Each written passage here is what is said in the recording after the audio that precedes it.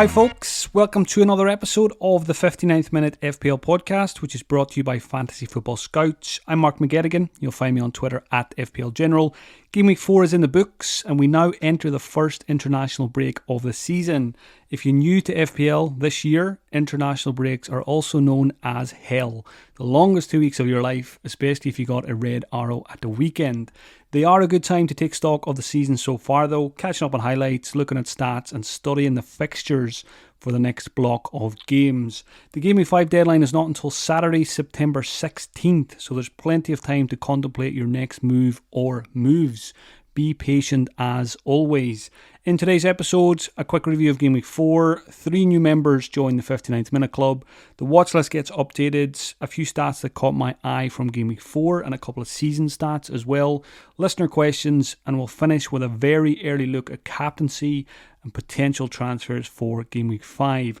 There won't be a Friday episode this week, with there being no games at the weekend. The next episode will be after the international games are all complete, so most likely the Friday, the day before the Gameweek 5 deadline.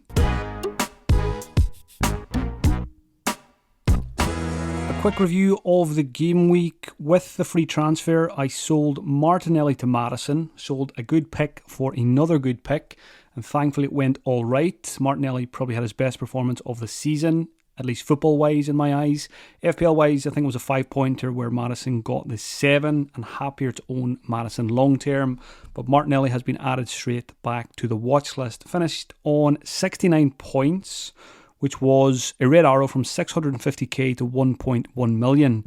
1.1 million is very familiar territory for me. That's exactly where I was for 6 weeks last year during the World Cup in November and December. So that's bringing up some scars, but everything worked out all right after that last year. So no panic here. In terms of the points, again, don't get too hung up on your rank so far. For example, I'm 1.1 million, but I'm only 11 points behind the top 500k. And I'm just 25 points behind the top 100k. So everything is very bunched up together, and it'll be the same in your mini leagues. So the points came from basically Captain Haaland did the business with 40. Good that I didn't overthink that one. I'm sure most people were the same this week. Madison was 7. Rashford with another 7, which was quite satisfying as well. Saka with 4. I think that was it. Blanks in defence, which was the case across the board really, unless you started a Nottingham Forest player against Chelsea. Blanks for Johnston, Gusto, Chilwell and Estupinian. Really struggling with that name, don't I? Bruno Fernandes with a 2-pointer. Jackson with another 1-pointer. Is that 3 yellow cards in 4 games? And Watkins blanked as well. Question about Watkins later. The bench was Turner on the bench with points, but I was never going to start him against Chelsea. Gabriel finally got a start for Arsenal. He was my first sub. Nakamba with 1. And Bayer, who looked like he was going to be ruled out of Game Week 4, actually played and got himself a -1. So overall, I don't think the team is in too bad a shape. There was some slight wildcard temptation for this international break, but I don't think I'm going to do it. I'm not going to rule out doing it maybe next week if a few issues crop up between now and then, but I'm certainly not activating the button this early in the international break. A very warm welcome to 3 new members to the 59th Minute Club. It's been quite a busy opening 4 game weeks for the club, which is great to see. At Bournemouth, Antoine Semenyo, 59 minutes. Already, after 4 game weeks, we have 5 Bournemouth players in the club. So, new manager Andoni Iraola is certainly a listener to the podcast. We had Thomas Frank last year with a lot of shout-outs, and it looks like Bournemouth are the team for me this season. Also joined the club, Zeki Amdouni from Burnley and Pablo Sarabia from Wolves. A couple of notable mentions, as always. A triple substitution for Newcastle in the 57th minute. Almiron, Tonali and Jolinton, all very lucky to miss out on the club. And Chilwell just about again made it to 61. So there's a 60-minute appearance and a 61-minute appearance so far for Chilwell. Question about him later, so we will talk about him then.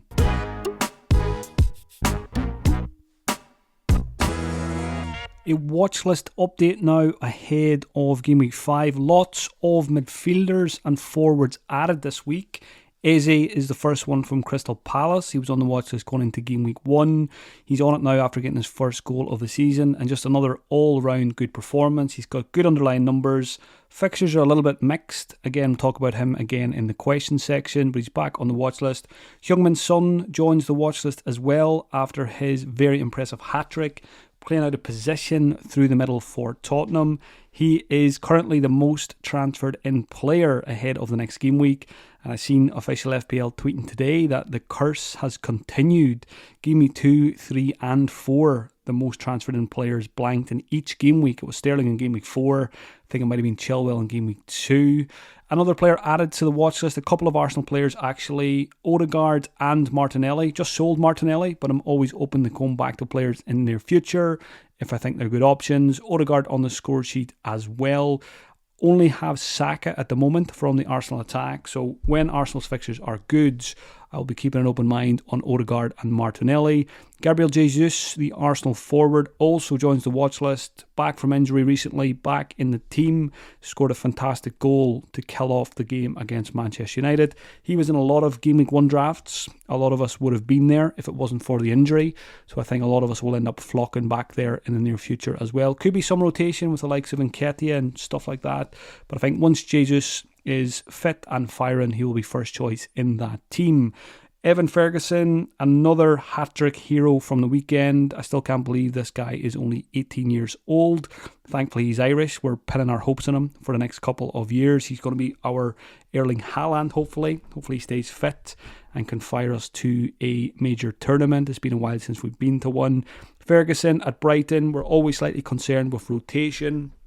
Welbeck was injured for this one, which allowed Ferguson to play, and boy, did he make a big impression. So again, with that performance, I think it's going to be hard for De Zerbi to leave him out of the team. There still will be rotation, I think, especially when Europe kicks in for the Seagulls, but he certainly looks a very interesting option for us FPL-wise. Now, if you're willing to take the rotation on, which we might need to do with certain players, then Ferguson's right up there as a very good option. A similar player is Darwin Núñez at Liverpool. More FPL points at the weekend, but again, not a huge amount of minutes. I think it was 64 minutes. He's a player like Ferguson. When he's on the pitch, he's going to perform well. It's just whether you're willing to go for a 60, 70 minute player who could sometimes get 15, 20 minutes against someone like an Ollie Watkins. Watkins is not even a good example because he's had a couple of early substitutions this season. But you know what I mean? You're getting a 90-minute striker versus someone like a Ferguson or a Darwin. And I think we might need to get a bit braver with our choices. Certainly I might need to with these kind of players if I want to find some points this season. The final player added is Odsonne Edouard, who's had a very impressive start to the campaign at Crystal Palace. 3 goals, good underlying numbers. Talk about his stats in the Scout stats section shortly. But again, I think he's only 5.5, I think off the top of my head. Very good price. If you're looking to free up cash for midfield, you could do a lot worse, I think, than getting Edouard as your Crystal Palace forward. Players removed from the watch list going into the international break. Saliba. I've got Gabriel, so I'm not going to get Saliba. And the Arsenal fixtures over the next 4 or 5 game weeks don't scream clean sheets to me anyway. So Saliba's gone. Gvardiol's gone from City as well after his benching. If I'm going to go for a City defender, which is probably unlikely given that they find a way to concede in almost every game, it's going to be Ruben Dias, not Gvardiol. Solly March is gone as well. I still think he's a fine FPL pick, but again, with Fati coming in, there's so much rotation, possibilities in that Brighton attack. And if I'm going to buy a Brighton midfielder, I was very impressed again by Mitoma at the weekend. So March is gone from the watch list because I do prefer Mitoma when it comes to Brighton midfielders. Final player removed is one of the 59th minute men this week, Semenyo, 4.5 million forward. Gone from the watch list because Archer is a better 4.5 million option. Archer already on my watch list from last week.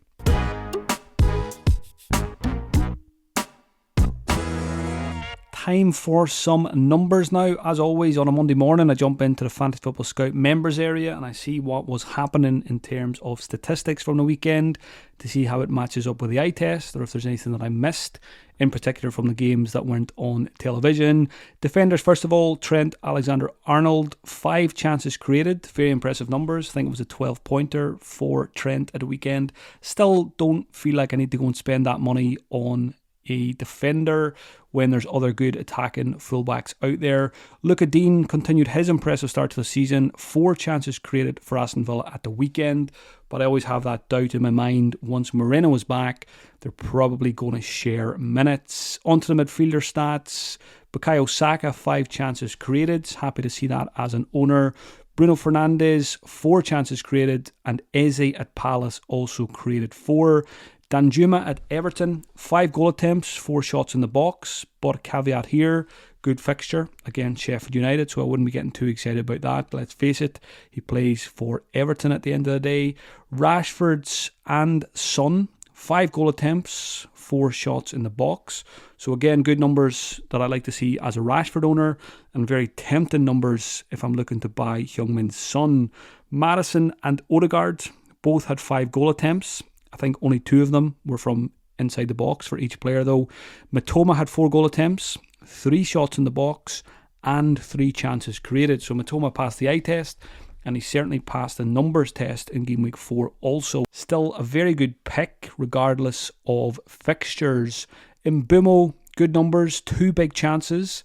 And for the season, if you even taken penalties out of it, Bryan Mbeumo is the top midfielder for non-penalty XGI with 3.44. So if you own him, you probably should have had even more points. As someone who doesn't own him, he's still right up there as one of the players that I really wish I owned in my team. Looking at that non-penalty XGI for midfielders for Mbeumo, making up the top 5 are Maddison, Bruno Fernandes, Bukayo Saka, and Jared Bowen is now also in the top 5. Another stat that caught my eye from the weekend, Martinelli took 8 corners, so if he keeps taking those, good chance for some assists. In terms of the forwards, Darwin Núñez was top at the weekend for XG with 1.14, so he really should have been on the score sheet. He did hit the post, to be fair, so he wasn't too far away. Also for XG at the weekend, Jackson was pretty high, 0.99. He missed that incredible chance. So that's one reason why his XG is so high from the weekend. Edwards had 7 shots in the box. Darwin had 5, Jackson had 4. And in that Liverpool game, Darwin Núñez had 3 big chances. When he's on the pitch, he gets lots and lots of chances. The question is he worth investing in FPL-wise? Jackson is top for the season among forwards for non-penalty XG with 3.03, and Edwards in 4th for the same metric with 2.28. Before I get stuck into listener questions, a quick plug for my Patreon. International break is a good time to sign up if you've been thinking about doing so.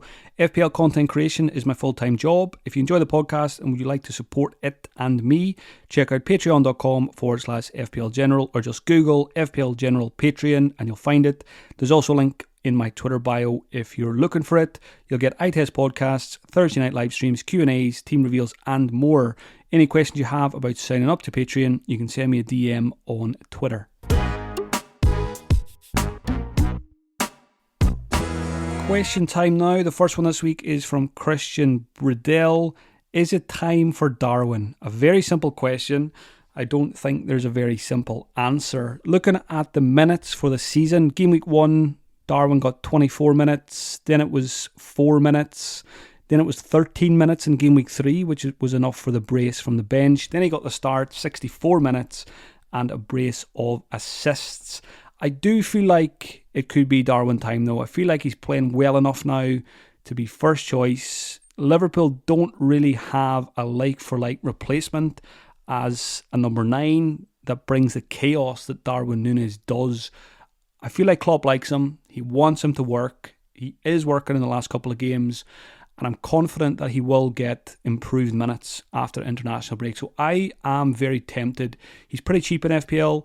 Even if he is getting 60, 70 minutes, we've seen it in Game Week 3. Even if he gets 10 or 15 minutes, it's chaos. He gets chances. 10 or 15 minutes is enough for him to score and was enough for him to get 2 in Game Week 3. That won't always happen. But if he's coming off the bench, if he can get you a goal, that's great. There's always a chance of a bonus point or 2 in that scenario as well. So I am much higher on Darwin now than I was previously, but I'm sure that's the case for most people.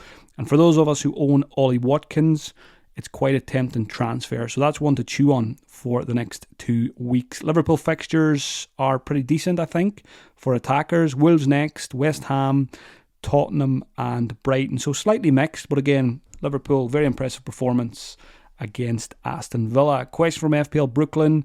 Is Son last week's Sterling, for i.e. an explosive player who's likely to blank, or does his elite finishing ability combined with playing striker for a Postecoglou side make him a must-own? Yeah, it's definitely the out of position aspect here. The fact that Postecoglou's team are taking loads of shots, scoring plenty of goals. We know Son's pedigree as an FPL prospect, as a very good finisher. Sheffield United next fixture, really good. Then it's Arsenal and Liverpool, but then it's Luton in game week 8. So you've got 2 of the promoted teams in the next 4 games, and we know he's capable of scoring against the likes of Arsenal and Liverpool as well. So Son out of possession, straight away bangs in a hat-trick. We have to take note of that. I don't think it's knee-jerk to buy Heung-min Son, because the game has given you an out-of-position prospect who has been a fantastic FPL pick for quite a few seasons. So again, another player that I'm very interested in. I wouldn't put Son and Sterling in the same category. I think I'd put Son in a higher one, and certainly Tottenham look like a better attacking team than Chelsea at the moment. So Heung-min Son, another player in my thoughts, along with Darwin Núñez. Question from Ugly Wolf. Son or Maddison? Good question. If you don't already have a Tottenham attacker and you can only get one for Game Week 5, which one do you go for? Again, always team dependent. Obviously a lot easier to get to Maddison. I think I probably still would go to Maddison first, because to me he is more likely to be the season keeper. He'll tick along nicely, and there's obviously he's got a better chance of being better value when he's a cheaper price than Son as well. Just a lot more practical and easier to fit in. I wouldn't go out of your way to rip up your team to fit in Heung-min Son. Maddison, I think I would go there first. But if you've got an easy route to Heung-min Son, maybe you go there before others do, because my case, for example, I probably won't go to Son in Game Week 5 for the Sheffield United game. So you could get a march on other managers who might find it a little bit harder to get there. So Son versus Maddison's, it's not an easy decision. I'm a happy Maddison owner. I would happily buy him again for Game Week 5 if I didn't already have him. But certainly maybe the answer is get both players. That might be the way to go. If you have both for Sheffield United, you're setting yourself up nicely. Question from FPL Noble Gent. What do we do in the defensive department with so few clean sheets around in the opening 4 weeks of the season? Yeah, it's very, very hard to find clean sheets these days in FPL. It was slightly similar last season, and I think overall it's just a case of, all 20 teams in the league are strong. They're capable of scoring goals. Premier League is a much, I think across the board the quality has improved year on year over the last few years, which makes it hard to get clean sheets in FPL. So for that reason, at the moment, you just, I think, focus on fullbacks or wingbacks who've got some attacking potential and who don't cost very much. So players that come to mind, Stupinan, Rico Henry, Matty Cash, Udogie at Tottenham, and I still think Chilwell is a good option at Chelsea. So until we see an improvement in clean sheets, I think it's the wing-backs and the full-backs we need to target. Next question's from Marco Toikanen. Still have Gabriel on the bench as I didn't have enough trades to get rid of him. Should I hang on to him as he finally made it into the starting 11 even though he blanked? Yeah, I'm in the same boat here, Marco. It's not a very fun boat to be in, the Gabriel boat, but we're still here. We're still just about above water. We're threatened to sink a couple of times over the last few weeks, but here we are. We're still fighting. We're still rowing. What do we do now with Gabriel? The tricky one for us is there's a tempting fixture in Game Week 5. It's Everton. So a good chance of an Arsenal clean sheet there. So part of me wants to keep him and start him and hope he keeps his place, and then maybe get rid of him before Tottenham, Bournemouth, Man City and Chelsea. But I feel like we've been saying that since Game Week 1. One more week. Maybe we should just rip the plaster off and finally get rid of him, because even if he does start against Everton, you're still going to be worried every week that Arteta changes his tactics again and Gabriel drops out of the team. But at the moment, for Game Week 5, I'm looking at keeping him and possibly starting him over Stupinan, who plays Manchester United. So I just feel like transfers are more exciting in midfield and attack. Don't want to neglect defence too much, but I should be okay. I need to monitor things with Reece James and Gusto, because I've got Gusto, Chilwell, Estupinan and Gabriel and Bayer. So there will come a point soon where I need to make a defensive transfer. It could be Game Week 5 by the time we get to the deadline. Things might have changed. But at the moment, I'm looking at keeping Gabriel, possibly playing him against Everton, and then maybe looking to sell around Game Week 6. Question from Sebastian, what to do with Chilwell?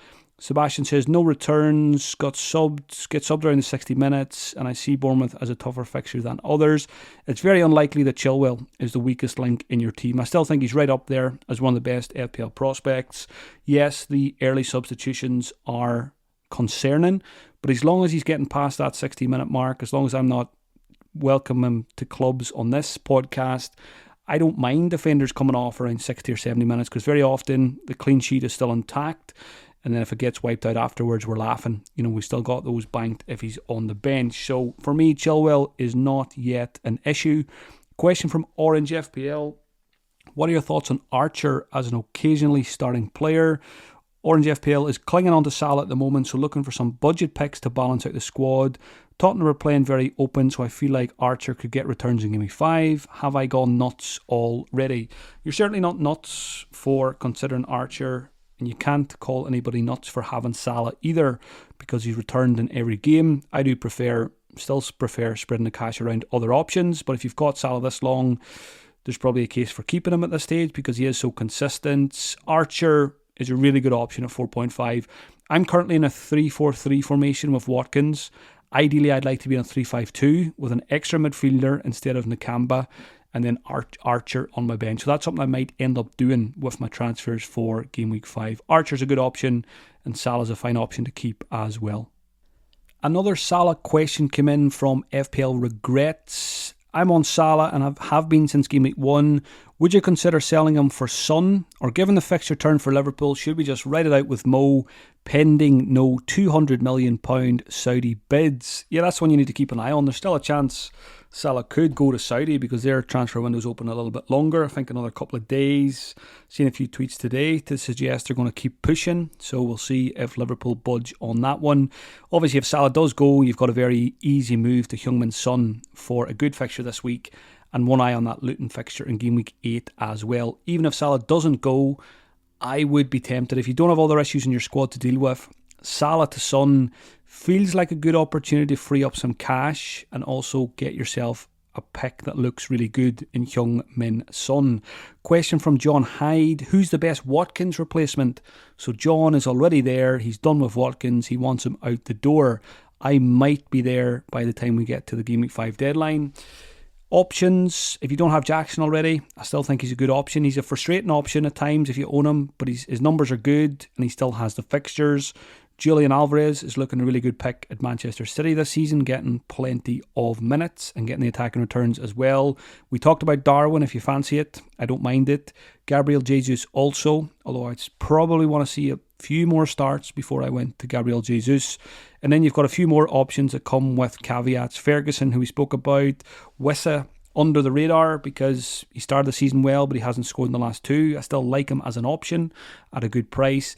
I think the best Watkins replacement, if you're in a 3-4-3 formation, is probably Archer, and get yourself an extra midfielder. That's certainly what I like most if I do sell Watkins. Question from Stephen Clark. Brought Bowen in for the Luton game. Well done. But should I sell or bench for the next two? So those who brought in Bowen knew he played Man City and Liverpool next. If you can bench him, I wouldn't even, if you keep him, I think you probably just start him against City and Liverpool. I think that's absolutely fine. He can certainly get returns.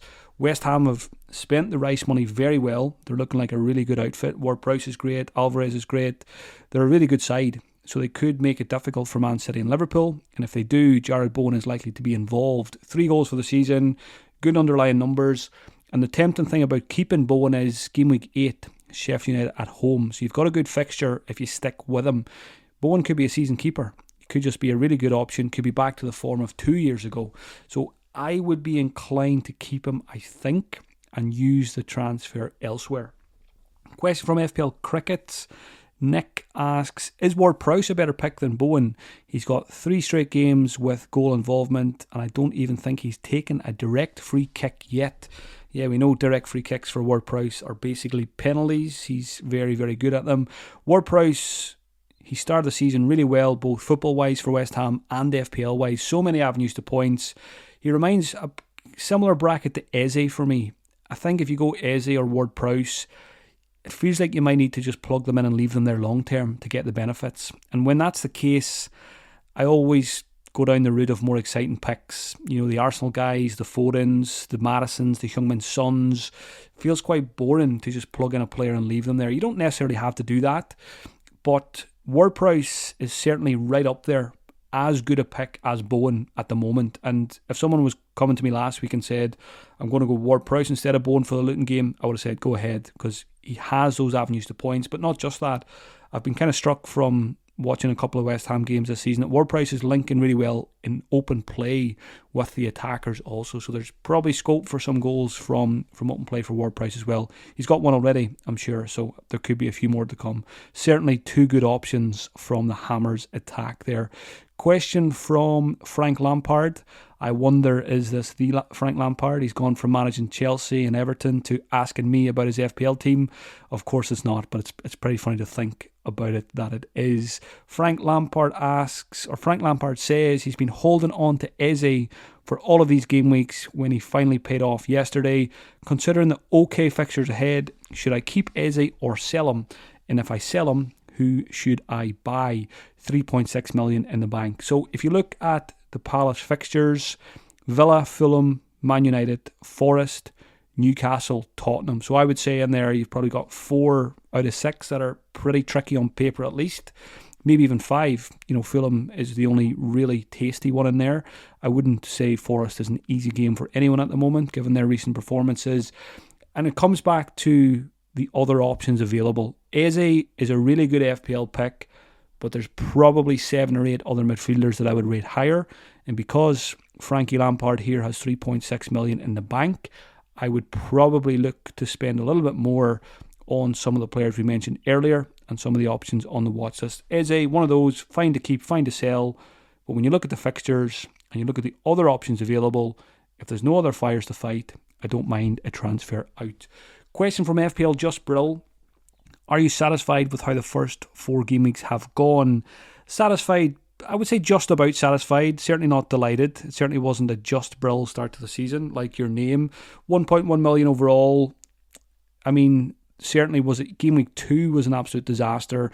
Bounced back in game week 3, and then game week 4 wasn't great, but I'm trying to think of it in the mindset of don't focus on the first 4 game weeks, because if this was, for example, game week 17 to 21 or whatever, game week 17 to 20, would I be too worried? Not really. You know, you get little spells in the season that don't go fantastically well.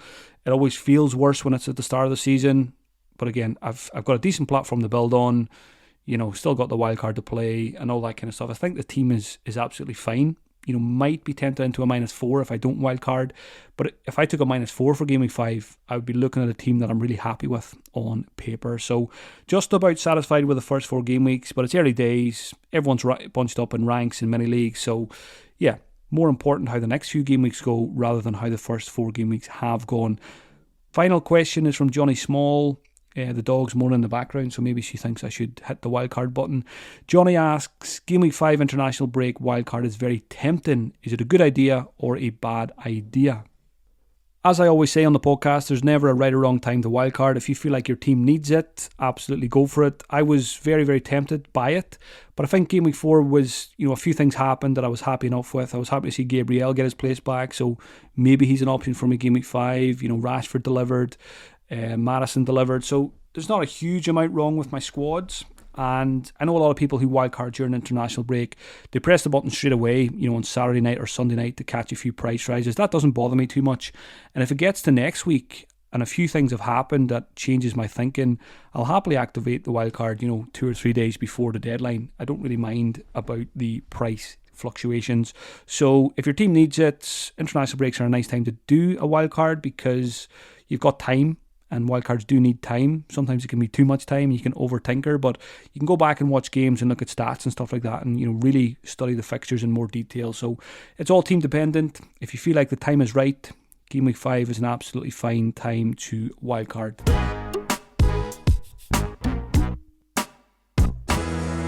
An early look at captaincy now for Game Week 5. The main man, Erling Haaland, is away to West Ham. Not the easiest fixture on paper, but off the back of another hat-trick, I think my armband will just stay there. I went into the season just saying auto-captain Haaland until there's rotation or injury, so I'm going to stick to the plan. Saka's a decent option away to Everton. Maddison and Heung-min Son are tempting captaincy options at home to Sheffield United. I think those who buy Heung-min Son in particular or already own him will be very tempted to throw the armband on him. And you've also got Salah, and again, those who buy Darwin against Wolves. Liverpool-Wolves is the first game of the game week, so we might get early team news before the FPL deadline on Saturday morning, the 16th of September.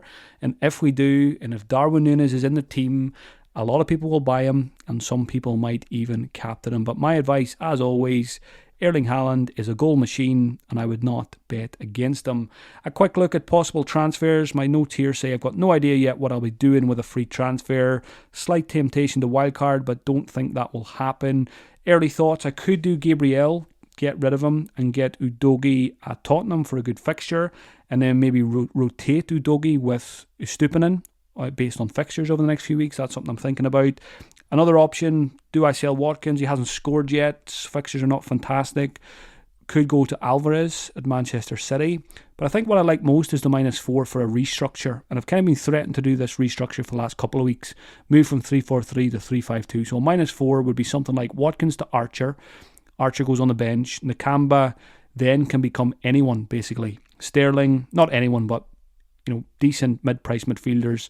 Marvellous could be Sterling, Mbeumo, Foden, maybe even Odegaard or Martinelli. Can't afford Heung-min Son in that kind of transfer, but doesn't bother me too much. I've got Maddison.